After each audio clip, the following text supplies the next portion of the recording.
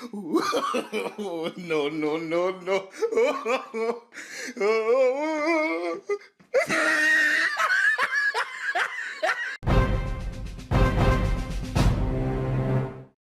Hi everyone, it's Az here from HeelvsBabyface. My trilogy of Star Wars videos comes to an end. And fingers crossed it's been a bit more entertaining than the horrible one we've just had. But with that said, let's get into Mr. Cynpia to start the video off with. A couple of days ago, he came out with a horrendous take, which his co-star destroyed him with when it was announced that Leslye Headland was going to be doing a female-centric Star Wars Disney Plus series. Cynpia didn't seem to understand the difference between lead and centric. Thought that the man babies were going to cry because it didn't have a sausage. It had a Wagyu instead. And no, his co-host, Erin, she destroyed his argument. She said how she hates the fact that whenever it's something female orientated, they have to use that as the potential selling point. Whereas if something has a male cast or a male lead or male centric or whatever, they never say this is male led or this is male centric, because of course it is agenda driven. And when we go through what Leslye Headland had been up to with her interview with Variety and such, it was perfectly clear that this lady was coming from a position of agenda. Something we're going to address again because it's got a little bit more, I would say, insidious, to be perfectly honest with you. So those tweets came from drunk 3PO, who was crying because he didn't get a shout out. You got one today, all right. But they came from him, and thank you very much indeed for sticking them out. And Cynpia actually responded to him with a link to a video that he unlisted. Now, a video where he tried to re-edit to make it his angle sound better, and it was just as poor, but then deleted it and turned off the like to dislike ratio when the video was getting ratioed down. Look, Cynpia, we're all entitled to bad takes, okay? You might believe what you said. I don't think you do. I think you were playing the game and you got burnt, and so you deserve to take the licks that you take. So when you do things like covering the like to dislike ratio, oh dear, just man up, turn it back on. But, well, we'll see what you're made of. So with that done, let's move on, because this is where things start to get a little bit more interesting, folks, as we delve a wee bit deeper. This stuff has come from Data Racer, who has produced some very interesting statistics over the last few days as regards to what is potentially going on with this series with Leslye Headland. And it seems that her announcement on Variety was not an official announcement, and that the people at the top are not particularly happy with her. This looks as if it was a calculated move to get this information out. I am the showrunner. I am from the alphabet community. I am producing a female-centric, not necessarily just female-led, female-centric, which means it's going to be predominantly Karens. A gaggle of Karens. Much different from female-led, which might have a female lead, but then predominantly male cast. No, this is female-centric, as in majority Karens. And it's going to be set in some other part of the timeline, whatever that means, without actually establishing anything else other than that information.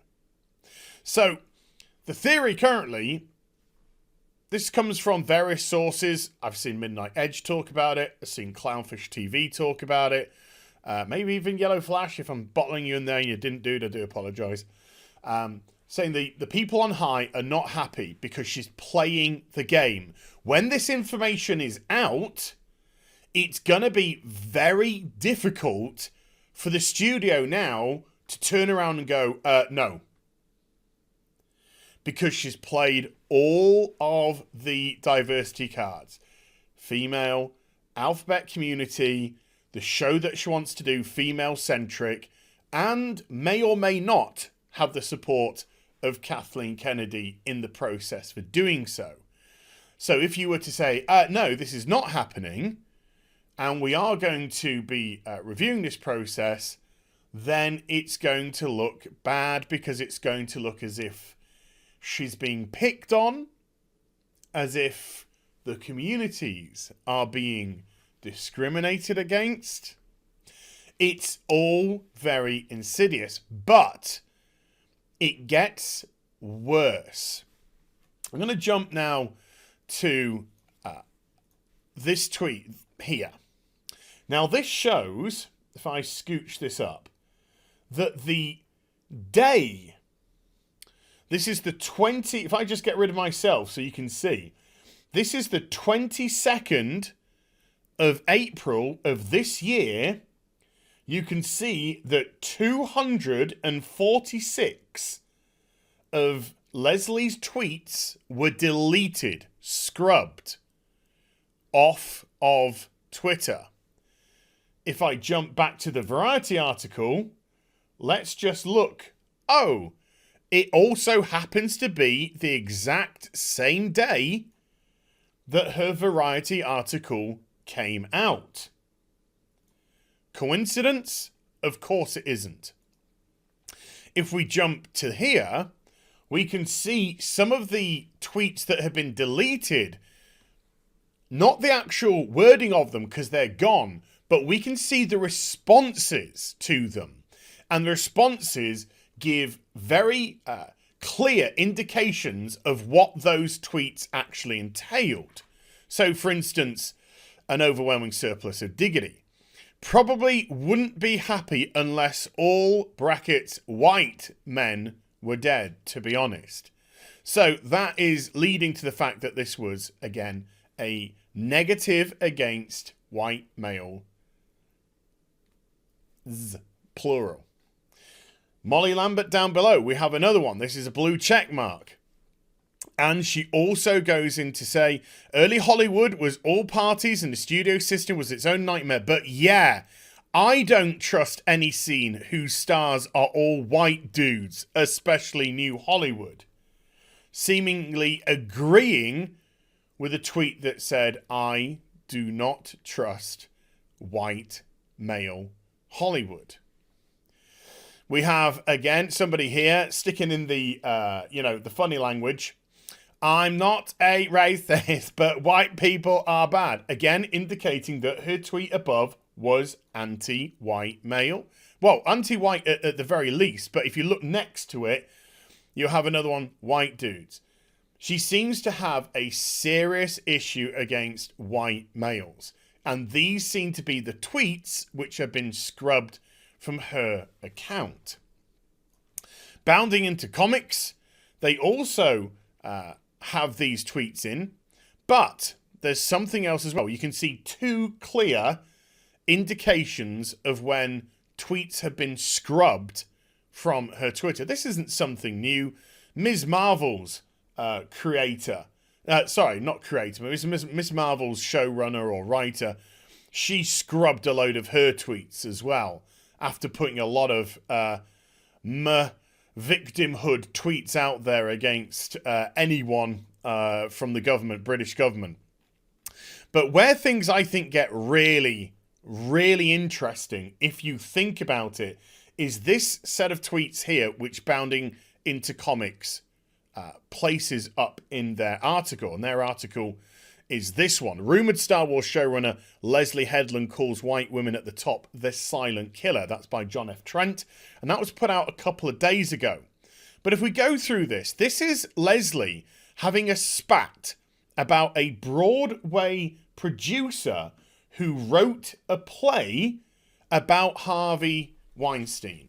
Now, you may recall that Leslye herself worked for Miramax for 6 years, and for 1 year of her time there, she was the personal assistant to Weinstein. In 2012, she wrote a play as part of a set of plays where she drew upon her experiences as his personal assistant in an abusive relationship, so she calls it. So this Broadway producer writes his own play, and this is her barrage of tweets against him. And at first glance, it just looks like a bit of a rant, but then if you think about it, it poses some very interesting questions. A Broadway producer shouldn't be asking an old white guy who doesn't believe grape is a thing to write a play about Harvey Weinstein. A Broadway producer should revive the one a former female employee wrote in 2008. Sorry, 2008, not 2012. So she's saying, hey, you shouldn't have done your own play. You should have done my play, which I wrote a few years ago because of my own experiences. Let's just push this down a wee bit. It took me a very long time to realise that an abusive relationship with your boss is still an abusive relationship. And I decided to write about that experience and that realisation as best and truthful as I could at the time. She then finally says, but the reason this makes me so mad has nothing to do with my play and everything to do with the fact that this was the best fucking idea some Broadway producer could come up with. Bullshit. Try harder. Support women. Listen to women. Believe women. Hashtag time's up. Let's just analyse this for a moment here. Let's go back to this one. A Broadway producer shouldn't be asking an old white guy who doesn't believe grape is a thing to write a play about Harvey Weinstein. She's associating Harvey Weinstein to grape, which makes me think she was aware of what was going on. So what did Leslye do to support women, listen to women, believe women? She wrote a play and profiteered from it. That's what she did. She didn't seemingly report it to any authorities. She didn't go and support anybody with any claims, maybe, of grape. No. She wrote a play about her experiences and profiteered from it. Does that sound like somebody that supported women or listened to women or believed women? No. It sounds like somebody that wanted to make a buck off of their experiences. And they are now in a position of power over at Disney that they are pushing for their own series, whether or not it's been greenlit from the top, putting it out there, playing the power game. She doesn't support women. She doesn't listen to women. And you shouldn't believe women. You should believe evidence is what you should believe. Evidence. This isn't a kangaroo Twitter court system. We have due process. A court of law where people get their time to present and defend against things. And if the preponderance of evidence is higher, then they're likely going to be caught. As justice has been served against said person. But you have associated them to this, and you did nothing from 2008 to current day in 12 years other than write a play and profiteer from it. And they are now pushing themselves forward at Disney to create a female-centric show with clear misandry tones about them as well. This is not a nice person, folks. It's got nothing to do with their background. It's got nothing to do with their gender. It's got nothing to do with their orientation at all. It's to do with them as a person. It's not looking good. So there we go. My trilogy comes to an end. And it looks like the dark side won. So I hope you enjoyed the vid. If you did, do give it a thumbs up and also subscribe to the channel. Follow me on social media and Twitch for live streaming. Links are in the description box down below. And I'll be back with some more stuff very soon. You take care. Bye for now.